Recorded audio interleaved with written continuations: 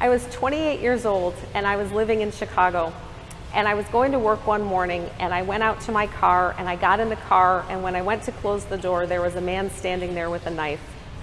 And I tried to close my car door, I screamed, he yanked the door open, and I heard a voice inside my head say, "Get down." And I went down over the steering wheel. And he bent over me and rifled through my purse. And during that whole time, I prayed like I have never prayed before. And my prayer was, "Please God, please God, please God." Well, he left me and he turned my life upside down. That incident changed me. And one of the worst parts of it was that people who I had been friends with for a very long time made comments to me like, "Why can't you just get over this? And why, we miss your old happy smiling self, and why can't you be more like you used to?"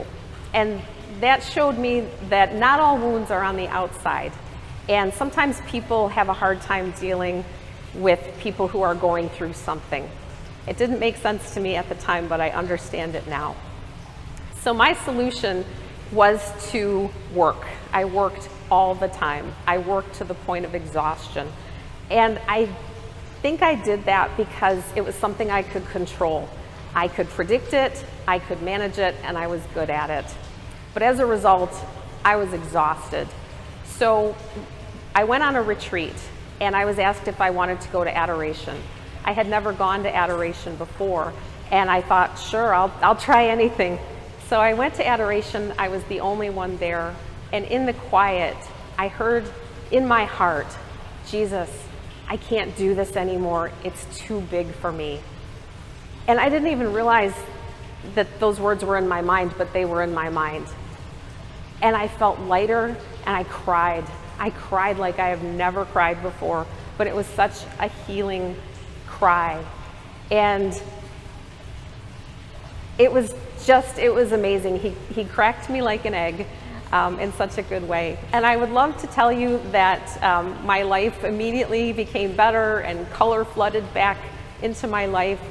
It was a very gradual process. I talked to a priest, and he said, "You know, your whole life was ripped away from you and you are rebuilding, but it's gradual." And he was right. I needed to make some changes in my life that I probably wouldn't have made changed if this had not happened to me. So looking back, I can say that I think it's a great example of how God brings good out of even the worst situations. And I'm grateful that I made those changes, that I listened and I made positive changes in my life. But what I really want to say to you is that no matter how big or small of a problem you're experiencing, go to adoration, go to Jesus, and let the quiet sink in and put the words on your heart, and then tell him what's in your heart and ask him for help and surrender.